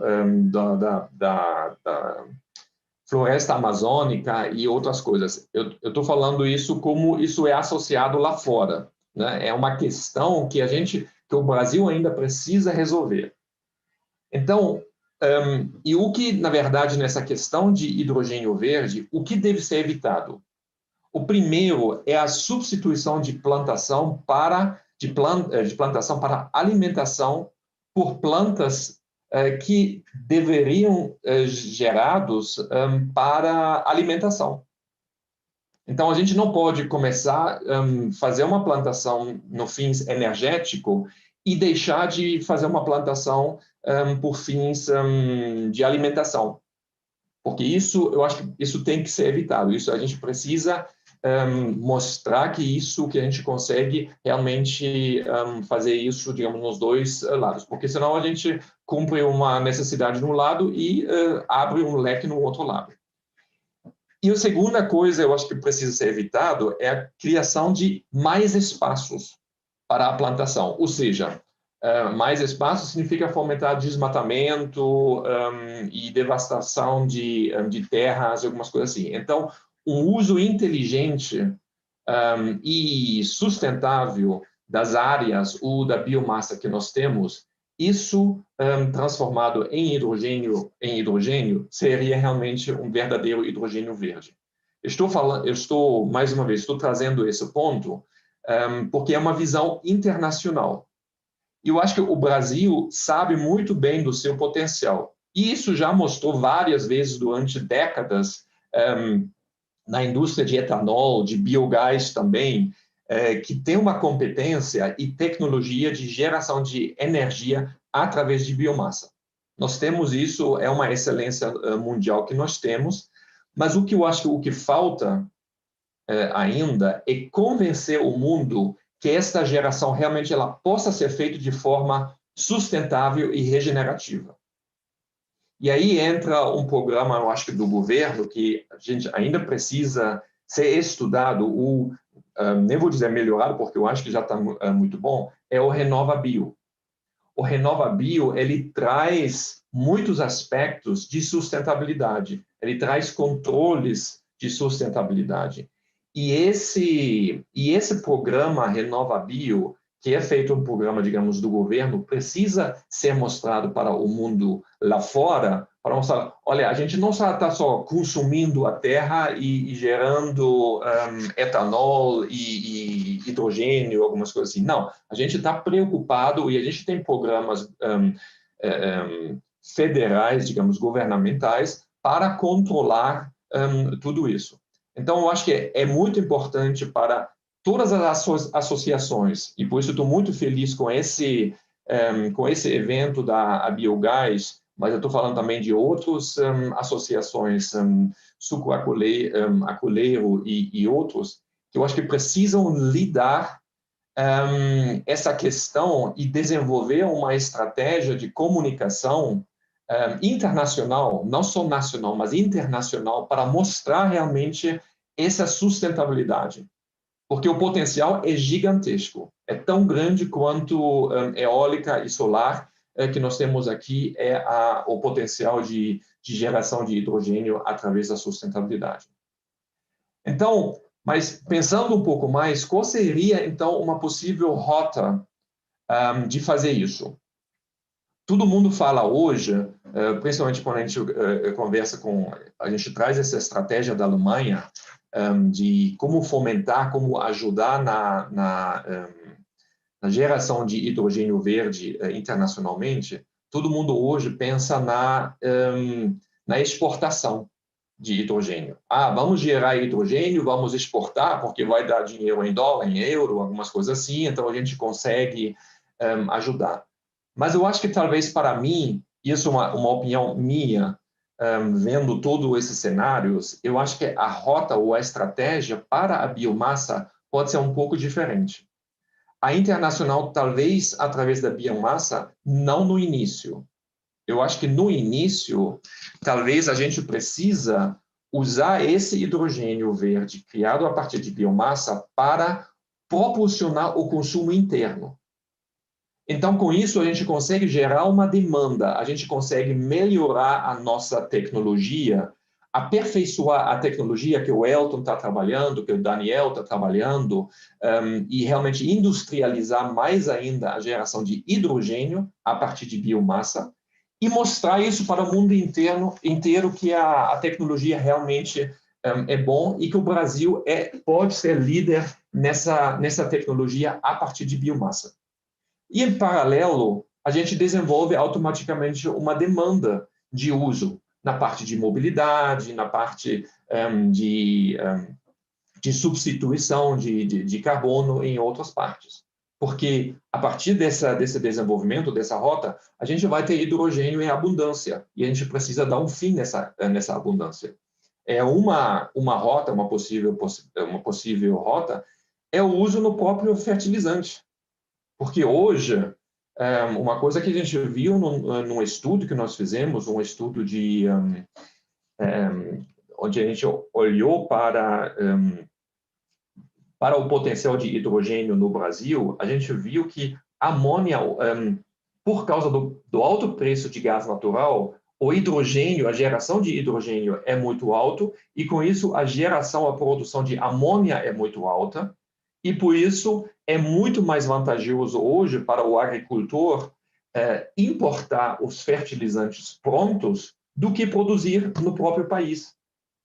Então, se a gente começa a gerar o hidrogênio de uma rota alternativa com um preço que vai caindo automaticamente, e ainda disso, no local do consumo, através da biomassa, a gente consegue baratear muito o preço dos nossos fertilizantes e, com isso, reduzir mais ainda o preço da nossa safra e, com isso, aumentar o lucro e fazendo isso. Eu acho que isso é uma rota muito interessante que deveria ser seguido.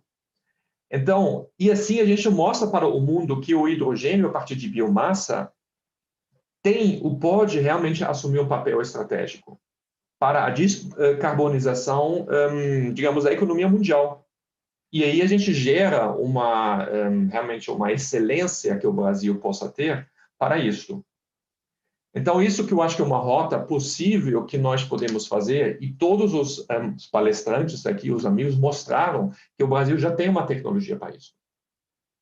Então, e nós, como a Câmara de Comércio Brasil-Alemanha, assim, na sigla AHK, não vou falar essa palavra em alemão porque é um palavrão, mas a nossa função, normalmente, é ser um construtor de pontes. Então, nessa função de construtor de pontes, a gente pode ajudar muito, tanto na articulação, como também em criar e juntar construção de parcerias entre empresas brasileiras e empresas alemãs, como nós não fizemos, mas como o Daniel também já sabe muito bem como isso funciona agora, né? Então, o que nós, como Câmara de Comércio, fizemos já no ano passado, a gente criou a Aliança Brasil-Alemanha de Hidrogênio Verde, junto com os nossos colegas da Câmara de Comércio de São Paulo, porque a gente viu que o tema é muito importante. É tão importante que vamos juntar forças e vamos trabalhar juntos nesse tema. E desde então, a gente está desenvolvendo, além de participar em webinars, em outras áreas, a gente está desenvolvendo vários eventos, está rolando desde ontem e hoje, um evento de inovação sobre hidrogênio verde, pelos nossos colegas de São Paulo. E nós e aqui já vai um pequeno anúncio, nós estamos atualmente desenvolvendo um portal de hidrogênio verde, um portal no web, que vai ser lançado no dia 25 de maio, nós vamos lançar isso oficialmente, e esse portal de hidrogênio verde Brasil vai ser, digamos, pretende ser o concentrador, a fonte único de todas as informações necessárias para quem queira se interessar pelo hidrogênio verde. Então, você vai encontrar informações a partir básicas, pequenas introduções, eventos, webinars, informações sobre financiamento, sobre regulação, sobre normação, sobre projetos, lista de projetos, e também vai encontrar uma área, digamos, para empresas possam se cadastrar que querem trabalhar com hidrogênio verde e outras empresas possam se cadastrar que buscam ou procuram alguma solução para hidrogênio verde. Então, com isso, a gente consegue realmente construir os pontes de forma automatizada através desse portal. E, mais uma vez, o convite ainda não está pronto, a gente definiu a data de lançamento ontem, então é bem fresquinho, mas no dia 25 de maio, talvez a gente vai passar esse convite também para a Biogás, para poder distribuir isso. Eu acho que vai ser muito importante e, a partir daí, a gente consegue realmente proporcionar e resolver muitas questões que estão aqui no chat, talvez podem ser resolvidos ou respondidos aqui. Com isso, eu encerro a minha fala e eu acho que a gente ainda tem um pouco tempo para responder algumas perguntas que ficam para todos. Muito obrigado. Muito obrigada, Ângela. Pois é, eu vou tentar fazer algumas perguntinhas rápidas, vou até fazer a ordem inversa. Eu vou começar com você, Ângela. Antes, até queria agradecer muito todas as perguntas que estão no chat e, logicamente, a gente não vai conseguir responder tudo, mas aí, como a Ângela já falou, vai ter aí muita disponibilidade de documentos, né, informações nesse site. A gente da Biogás também está começando a montar um material sobre o assunto, então as perguntas de vocês também vão servir de base para a gente orientar o que a gente vai construir, então espero poder disponibilizar para vocês logo mais informações sobre o uso do biogás para a produção do hidrogênio verde. Vou deixar aqui, acho que todos já deixaram os contatos, né, com as apresentações, então vocês podem obter mais informações com cada um dos palestrantes. Fica o convite também para olharem o site da Biogás, o site da Associação Brasileira de Hidrogênio, que também tem bastante conteúdo. Então, vou começar aqui com você, Ângela. Você comentou em relação a o que seria essa rota de hidrogênio verde, né, já que tem várias opções ali dentro, como que você faz esse cálculo, considerar todas essas emissões, né, quando a gente fala da análise de ciclo de vida. Então, realmente não colocar no mesmo papel, né, no mesmo rótulo ali, fontes bem diversas, quando a gente fala de eletrólise com solar eólica, quando a gente fala da biomassa, do biogás. E aí, uma pergunta que eu gostaria assim, que você falasse para a gente, como que a Alemanha está vendo até a forma de precificação, né, de cada um desses produtos, já que a pegada de carbono deles é bem diferente, né? Se você vê uma precificação diferente com base nesse conteúdo de carbono, né, dessas rotas.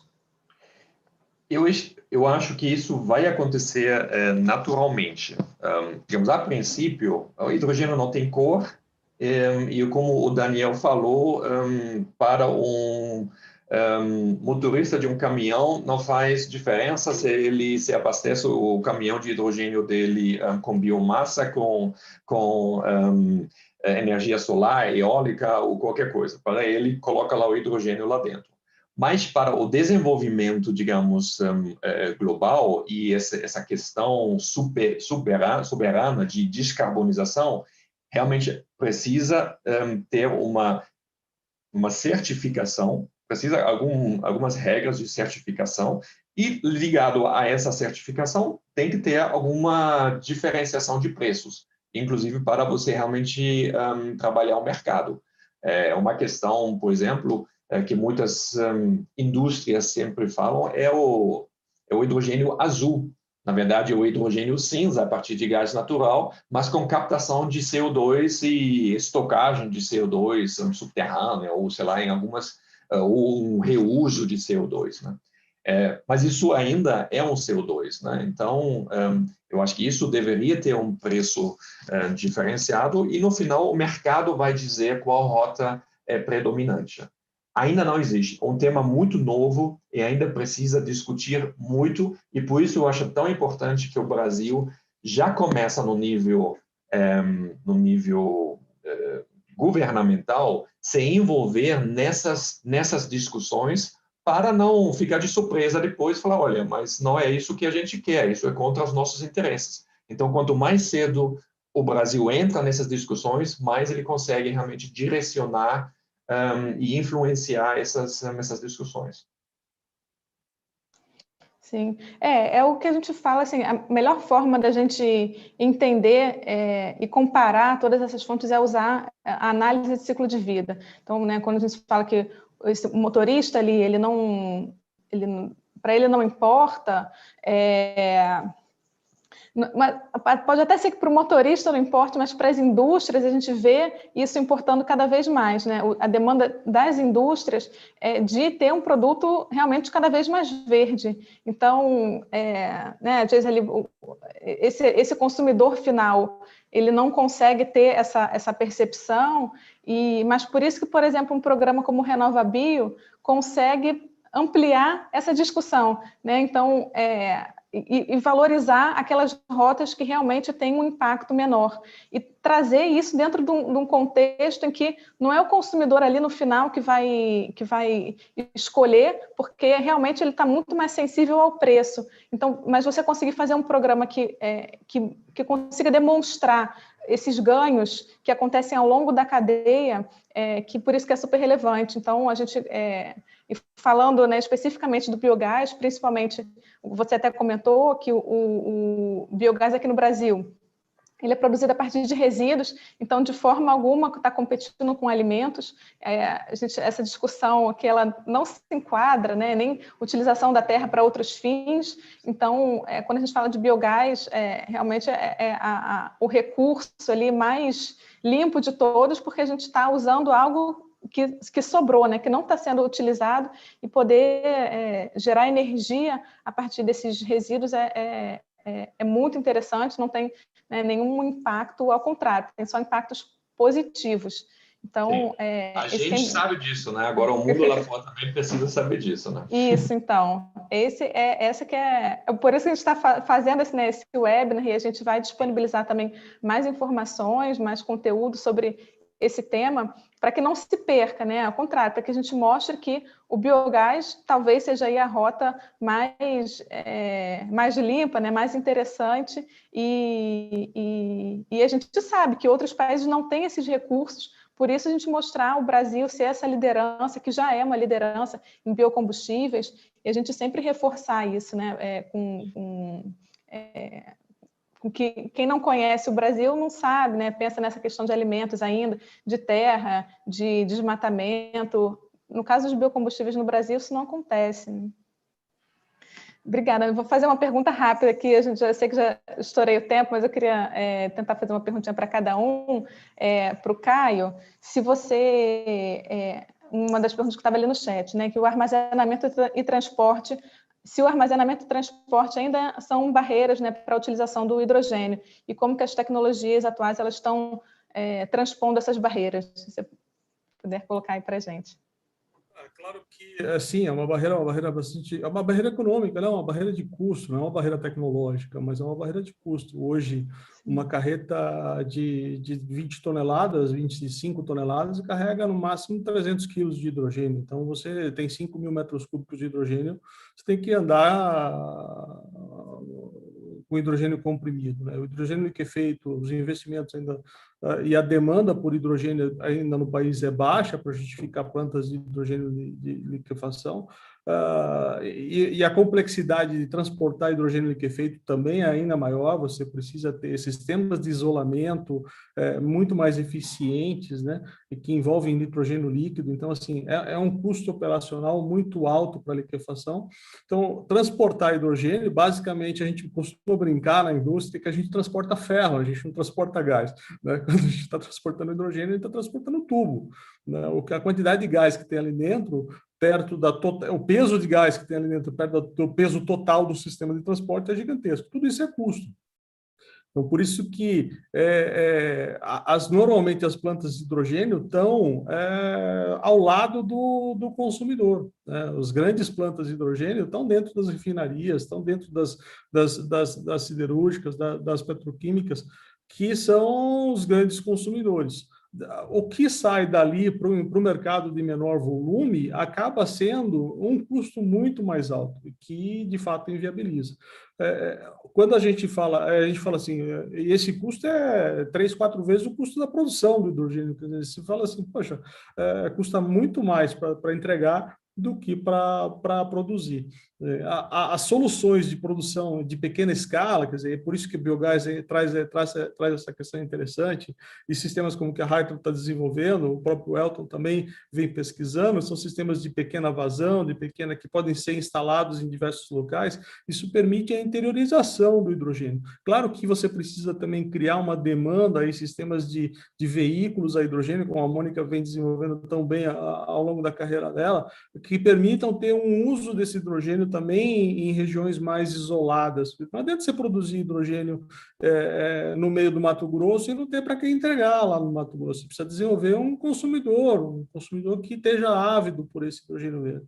Né? E que muitas vezes a gente entrando nessa história do caminhoneiro aí que para abastecer, é uma questão interessante. Eu costumo fazer uma comparação com a feira, né? Que você vai comprar o alface, a gente vai comprar o alface e todo mundo paga mais caro por um alface orgânico, né? Desde que você não esteja com muita fome e não tenha dinheiro para pagar o alface orgânico.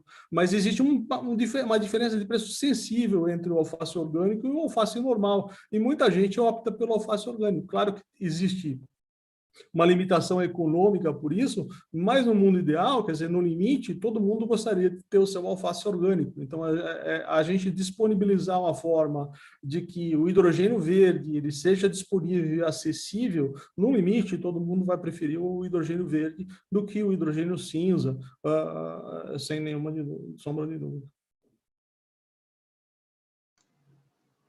Perfeito, Caio. É muito bom de ter essa visão ainda também, né? E a gente sabe que o hidrogênio ainda tem um espaço grande para redução de custos, isso que é também importante a gente ter em mente, né? É uma cadeia que ainda está se desenvolvendo e essa parte de transporte e armazenamento ainda tem espaço para redução de custos, assim como a própria produção desse hidrogênio mais limpo, né? Como a gente fala. Daniel, eu vou fazer uma aqui para você também, que é... Se quando você faz a análise, o balanço de energia, né, da produção de hidrogênio, vocês também estão considerando a energia para purificar o biogás para biometano. Então, e como que, né, vocês estão fazendo esse balanço final, né? Bacana. É importante essa pergunta, né? A priori, o balanço energético total, ele vai variar de caso a caso. Os números que eu apresentei, eles são intrínsecos à transformação do hidrogênio, do biometano em hidrogênio, tá? Então, aqueles são os números do equipamento da Hydron, de reforma de biometano ou gás natural. Não daria para eu considerar os consumos de purificação, porque como o Elton bem colocou, e o Caio também, vai depender de caso a caso. O Caio deixou bem claro, né, uma realidade que acontece, que você muda a biomassa, no mesmo biodigestor você vai ter uma composição de gás diferente. Então, essa análise do quanto, de qual sistema de purificação e o quanto aquele sistema de purificação vai consumir, depende realmente do uso. Então, os números são do equipamento mesmo, a conversão é essa.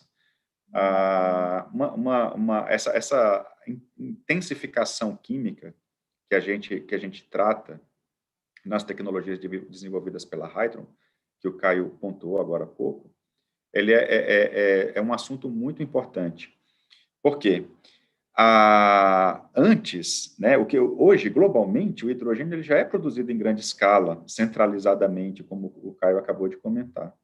Um desafio tecnológico que nós tivemos que prover nas soluções da Hydron foi exatamente como que a gente consegue fazer uma tecnologia que tem uma eficiência equivalente à de uma planta grande em uma planta containerizada. Né? A gente conseguiu chegar a uma eficiência da ordem de 78%, 80% do biometano que entra vira hidrogênio. Essas eficiências elas só eram conseguidas em plantas de grande escala. Associado a isso, a essa visão que a Hydron tem, né, de containerizar, e alguns parceiros que nós temos nesse sentido, o Instituto Senai de Inovação Biosintéticos no Rio de Janeiro, a projetos que a gente está começando agora com a Repsol, com a USP, com o Instituto Senai de Inovação, o RCGI na USP, que são, a gente está focado em containerizar, em tornar modular a produção de gás de síntese e para chegarmos até os e-fuels. Então, a gente começou, foi ontem o kickoff desse projeto, da Hytron com a Repsol, USP, Instituto Senai de Inovação, onde a gente vai também containerizar a produção de gás de síntese e aproveitar a rota, por exemplo, se a gente chegar em produções competitivas de diesel, do e-diesel, a gente pode localmente sair do biometano e usar... Claro, o biometano ele é um combustível que ele já pode ser usado diretamente para mobilidade, né? Ele tem essa facilidade. Se a gente pensar no resíduo especificamente, ele precisa passar por algum tipo de processo. E quando a gente está falando de possibilidades de produção renovável de combustíveis drop-in, também a gente está se esforçando para chegar nessas dimensões. E o interessante é que, assim, a escala, na visão da Hytron, a escala é quantidade de equipamento produzido. Então, eu modularizo e produzo aquilo em série. E a exemplo do que eu estou colocando aqui, por exemplo, hoje a Hytron está ofertando plantas de até 100 megawatts aproveitamento da eletrólise, né, eletricidade para a produção de hidrogênio, e é composto por módulos de 5 mega, entende? E isso é inteligente, porque também há sazonalidade, também há variações de intermitência na geração, e quando a gente faz isso modular, a gente pode utilizar cada módulo da forma mais eficiente possível. Então, aí a gente consegue ter uma escala de produção e uma escala de tamanho.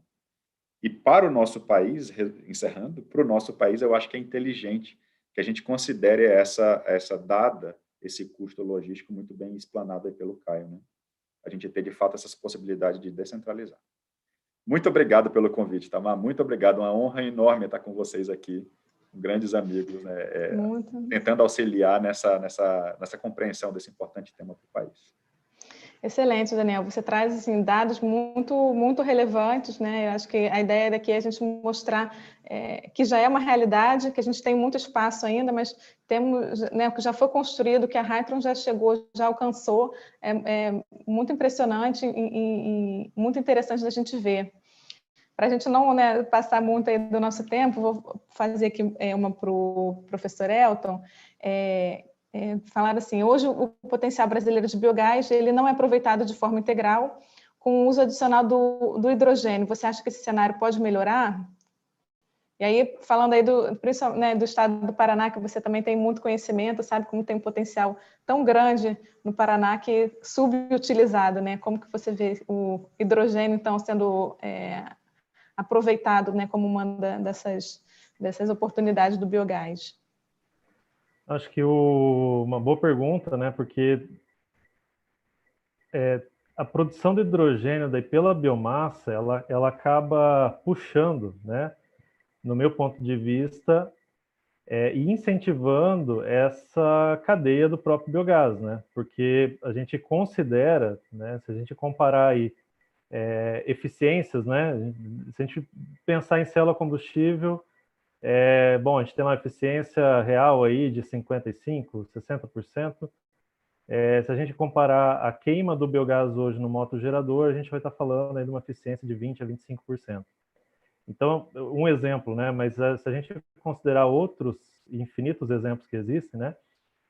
Eu acredito que uma coisa vai levar a outra, né? E aqui no estado do Paraná, eu observo que nós temos já algumas iniciativas, né, que são iniciativas muito boas. Aqui a própria iniciativa do CI Biogás, né, que é uma entidade aí que tem fomentado, tem buscado organizar, né, esse setor, tanto no estado como também em parceria com outras entidades, como a própria Biogás, né, e a gente vê que tem essas iniciativas. Nós temos algumas particularidades aqui, por exemplo, alguns arranjos que foram criados, né, para a produção de biogás, que envolvem produtores, então 18, 20 produtores rurais, que são os condomínios de agroenergia, onde nós temos o gás sendo produzido em cada propriedade, em biodigestores e canalizados, né, em mini gasodutos para uma central termoelétrica, que hoje, né, queima esse gás. Então, toda vez que eu penso nessa iniciativa, eu penso aquela central termoelétrica, né, do lado dela uma planta ali de produção de hidrogênio, né, porque nós já temos esse gás sendo entregue num volume considerável, né, temos algumas iniciativas já da própria Companhia de Energia Elétrica aqui do Paraná, a Copel, a Itaipu, né, enfim, e outros parceiros, prefeituras municipais que acabam incentivando tudo isso, mas que hoje pensam, né, somente na geração, claro, de energia elétrica, porque é uma rota que já é consolidada, né? Então, eu acredito que, se a gente considerar hoje, né, o número de plantas que nós temos, o potencial que nós temos para a produção do gás a partir de dejetos de animais, que hoje, no volume de biogás produzido, ainda representa uma parcela menor, se a gente comparar com as plantas que operam, por exemplo, com resíduos de sólidos urbanos e, enfim, estações de tratamento de esgoto, né? Então, eu acredito que existe ainda um grande avanço necessário, um grande potencial para explorar os resíduos da atividade agropecuária ainda, né? Da vinhaça ali do setor sucroenergético, eu nem vou falar, porque todo mundo aqui já deu, né, mostrou o potencial que tem. Mas também existe muito espaço ainda para essas outras atividades. E aqui, só para finalizar, é um bom exemplo de integração, né, da questão energética com ambiental. Porque, no caso particular do Paraná e dessa região que eu comentei com vocês, que é a região oeste, nós temos aqui um dos principais polos produtores de proteína, né, animal e também vegetal, né, no país. E, simplesmente, se a gente não trata os resíduos dos animais, né, esses resíduos, de alguma forma, vão acabar prejudicando o lago de Itaipu. Então, é uma necessidade, né, também o biogás. E, portanto, a gente acredita que aqui nós temos um grande potencial também, e não só nessa região, mas em outras regiões do Paraná, né, de produzir hidrogênio e contribuir com esse esforço coletivo que nós estamos tentando fazer aqui, né? Hoje é um bom exemplo disso, né? Que isso se fortaleça e que a gente consiga ter mais engajamento ainda em nível nacional para que esse nosso sonho se torne uma realidade. Beleza, Elton. Até assim, pensando, aproveitando que você falou da eficiência de geração de energia, hoje a gente já consegue ter aí mais de 40%, 50% de eficiência desses motores, e aí também mostra como que a cadeia do biogás também já evoluiu muito, ainda está evoluindo, e ainda tem muito a crescer o sistema de purificação para biometano também. Então, assim, a gente está falando do hidrogênio como um mercado novo, e o próprio biometano ainda também, né? Ainda está em crescimento, ainda tem muita tecnologia a ser desenvolvida. Mônica, para finalizar, eu vou fazer uma pergunta para você, que hoje no Brasil tem 2 hubs de hidrogênio verde, né? O de Pecém, no Ceará, e o de Açu, no Rio de Janeiro.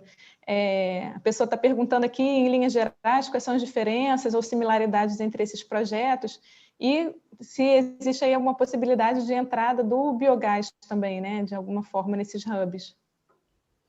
Sim, as similaridades do hub é que o hub de hidrogênio verde, ou do hub de hidrogênio, né, o hub de hidrogênio verde, ele é um cluster de energia, ou seja, ele combina a produção do hidrogênio de qualquer que seja a fonte e o uso desse hidrogênio, né? Então, ambos os hubs, ou todos os hubs que existem até hoje, ele tem essa similaridade, porque é o conceito do hub, e é claro que inclui a tecnologia ou o uso do biogás para a produção do hidrogênio. Ele pode incluir qualquer planta de produção de hidrogênio, ela pode ser incluída no hub, com certeza. No caso, claro, do hub do complexo do Pecém, o Ceará é um estado cuja base econômica é a energia renovável, até pela sua própria localização. Então, no caso do Rio de Janeiro, o Porto do Açu, ele está localizado numa região onde a base econômica é o petróleo e gás. Então, existe, claro, essa diversidade e cada região do país vai existir essa diversidade. Eu vejo o Brasil com vários hubs de hidrogênio, por exemplo, e cada um utilizando os recursos daquela região. Até o Ansgar comentou exatamente, por exemplo, o Mato Grosso. Onde estão o Paraná, onde estão esses recursos aí de biomassa do setor agropecuário? Você pode produzir e utilizar o hidrogênio naquela região. Então, aí eu volto para a primeira pergunta, que o armazenamento e o transporte, eles não inviabilizam a aplicação do hidrogênio. Por quê? Em cada aplicação, você já tem soluções que vão viabilizar tanto o custo quanto as tecnologias. Por exemplo, no transporte, hoje já existe o gás comprimido, no começo era só 350 bar, agora já todos os veículos de passeio usam um tanque comprimido a 700 bar para aumentar a autonomia. Já para caminhões, os protótipos estão utilizando tanques de hidrogênio líquido. Então, para cada aplicação, você desenvolve uma tecnologia que tenha um custo-benefício alto.